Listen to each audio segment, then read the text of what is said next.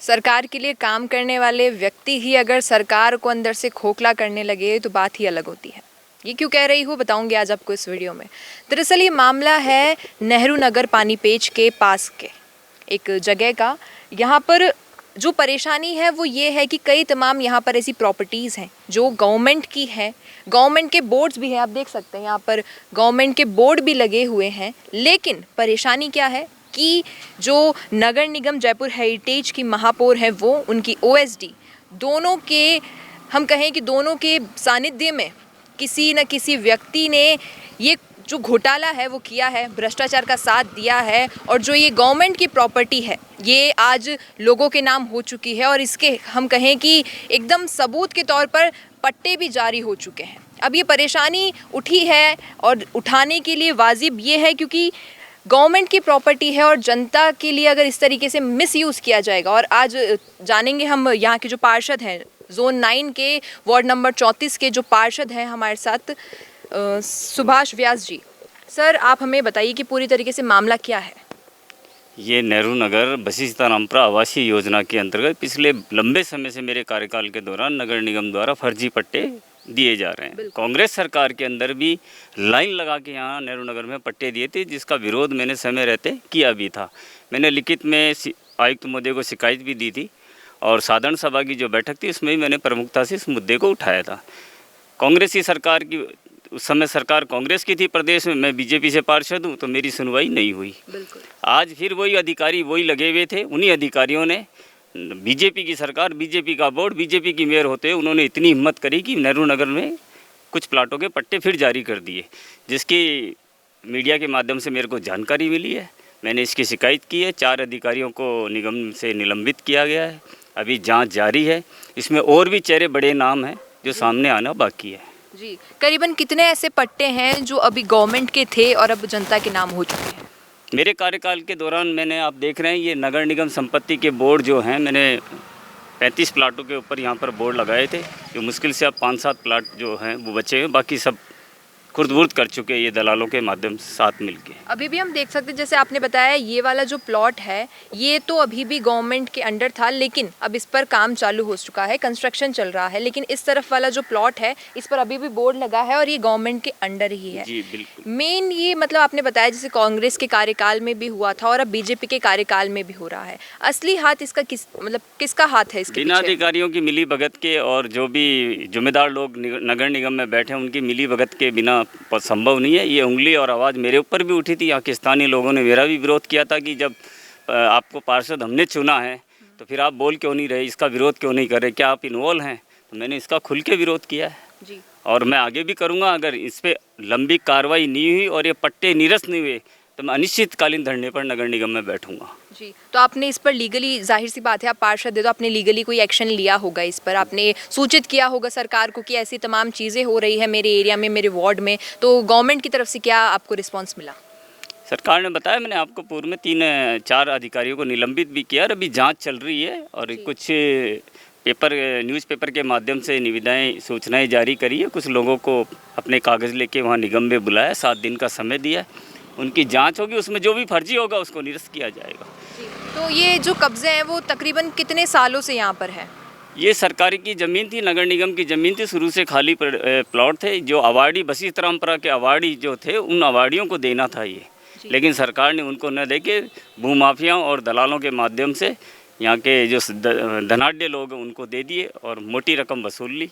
तो आपका कहना है कि सरकार के कुछ ऐसे अधिकारी हैं जो रकम लेकर यहाँ सरकार की भूमि को इस तरीके से बेच रहे हैं। और जाहिर सी बात है कि अगर कोई एक प्रॉपर्टी है, अगर नाम हो रही है किसी व्यक्ति के, तो किसी बड़े अधिकारी की सिग्नेचर के बिना नहीं होगी। तो कौन ऐसे तमाम नाम हैं और अधिकारी हैं जो इस मामले में जुड़े हैं?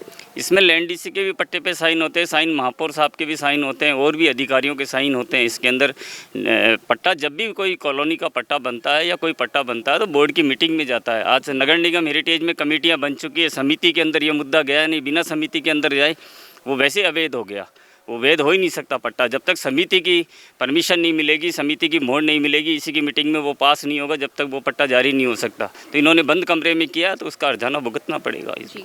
और अभी हमने जैसे कई तमाम प्रॉपर्टीज़ हमने देखी जहाँ पर आपने बताया कि सीज़ किया हुआ है अभी भी कुछ प्रॉपर्टीज़ को जो गवर्नमेंट की थी, लेकिन उन लोगों ने फ़र्ज़ी दस्तावेज़ बनवाकर पट्टे जारी करवा लिए हैं। और कई प्रॉपर्टीज़ पर हम देखें तो अब हाल ही के तौर पर कंस्ट्रक्शन चल रहा है, लेकिन आपने उन्हें सीज़ कर दिया है और कंस्ट्रक्शन रुका हुआ है। तो कब तक ये रहेगा, इस पर एक्शन कब तक हो जाएगा? जो प्रॉपर्टियाँ सीज हुई है उसकी जानकारी मैं आपको बता दूँ, वो करीब करीब सब लीगल हैं और वो सब अपना मकान बना रहे हैं। या तो पुराना मकान हो गया तो उसको तोड़ के नया बना रहे हैं, तो उन्होंने या तो निगम से परमिशन नहीं ली जी। या उनके नक्शे पास नहीं है, तो उनको नोटिस दिया है। वो उनको 2 बार नोटिस दिया, वो प्रॉपर रूप से नहीं जवाब दे पाए तो नगर निगम ने उसको सीज किया है। जी। दूसरा विषय है कि जब बसी सीतारामपुरा आवासीय योजना के अंतर्गत जितने भी पट्टे दिए गए हैं, इनमें 103 परिवार हैं जिनसे कच्चा कब्जा निगम को लेना बाकी है। आज बसी सीतारामपुरा आप देखेंगे तो वैसे की वैसे बसी हुई है और यहाँ की ज़मीन भी खुर्द-बुर्द हो रही है।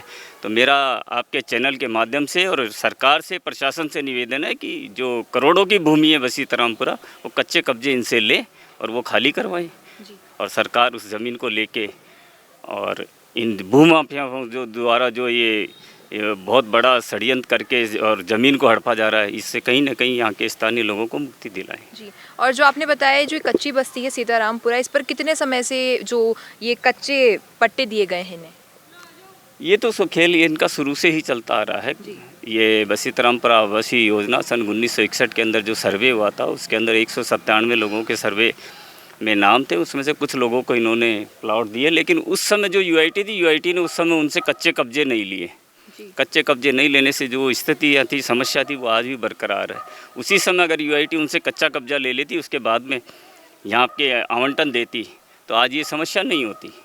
और आज वर्तमान सरकार से मैं ये कहता हूँ, कोई भी पट्टा जारी करे तो पहले उनसे कच्चा कब्जा ले। 103 परिवारों से कच्चा कब्जा लेना शेष है अभी। जैसे आपने बताया जो सीतारामपुरा की जो कच्ची बस्ती है उसमें कई तमाम ऐसे घर हैं जो अभी भी कच्चे होंगे, लेकिन कुछ घर पक्के बन चुके हैं। तो उनको तोड़कर वहाँ पर करीबन देखा जाए तो वो बहुत बड़े क्षेत्रफल में फैली हुई जगह है, तो उसको अगर गवर्नमेंट लेती है अपने अंडर में, क्योंकि जैसा आपने बताया उन्हें घर दे, उनके जगह पर कुछ ना कुछ दिया है गवर्नमेंट ने उन्हें, तो अब ये उनको छोड़ना चाहिए, जगह उन्हें छोड़नी चाहिए। छोड़ना चाहिए। जब आपको मिल गया, मकान मिल गया, तो आपको कच्चा कब्जा तो छोड़ना ही पड़ेगा। नहीं छोड़ेगा तो गवर्नमेंट को फोर्सली लेना चाहिए। ये समस्या जयपुर में बहुत सारी जगह हैं। यहाँ प्रशासन की शिथिलता है, सरकार की शिथिलता, इस वजह से ये समस्या बरकरार है। इस समय रहते इसको ख़त्म कर देना चाहिए। जी। तो अब हमारे चैनल के माध्यम से आप सरकार से क्या कहना चाहेंगे कि क्या एक्शन लेने चाहिए और क्या एक्शन लेने की आवश्यकता है इस क्षेत्र में भी, और जो आपने बताया कच्ची बस्ती सीतारामपुरा है उसमें भी? प्रदेश में भारतीय जनता पार्टी की सरकार है, भजन लाल जी की सरकार है। 0 टॉलरेंस की नीति के ऊपर हम काम कर रहे हैं। मैं सरकार से यही उम्मीद करूंगा, यही आग्रह करूंगा कि मोदी जी का नारा था, न खाऊंगा न खाने दूंगा, और मैं कहता हूं खाया हुआ भी निकाल लूंगा। अगर हम सब मिलके इस भ्रष्टाचार को अगर जड़ से उखाड़ना है तो इनको दोषी, जो भी दोषी हैं, निष्पक्ष जांच हो, इसमें जांच करके जो दोषी है उनको कठोर से कठोर सज़ा मिले, और जो पट्टे बन गए हैं और जो जांच हो उसमें जो वैध हो उनको सबको खारिज करें। कोई ऐसी नियमित तिथि या कोई समय दिया गया है इस काम को पूरा करने के लिए? मैं इन दिनों मेरा मिलना नहीं हुआ, लेकिन बहुत जल्दी आपको इसमें देखने को मिलेगा, कार्रवाई होगी ज़रूर। जी। तो अब देखना यही होगा कि जो ये परेशानी है पार्षद महोदय की और जो जनता है यहाँ की, और मेन बात तो ये है कि ये परेशानी सरकार के लिए भी है, क्योंकि ये ज़मीन सरकार की है और जिन लोगों ने इस ज़मीन को हथिया लिया है फेक पट्टे बनवाकर, और जो अधिकारी इसमें इन्वॉल्व हैं उन पर भी एक्शन होना चाहिए, क्योंकि ये बहुत ज़रूरी है। अगर सरकार के जो अधिकारी हैं वो सरकार को इस तरीके से अंदर से खोखला करेंगे तो ये सरकार के लिए ज़्यादा समय तक अच्छा नहीं रहेगा। धन्यवाद। मैं अंकिता सोनी, कैमरामैन फैजल के साथ। ताज़ा खबरों के लिए विजिट करें द फैक्ट इंडिया की वेबसाइट और डाउनलोड करें द फैक्ट इंडिया ऐप।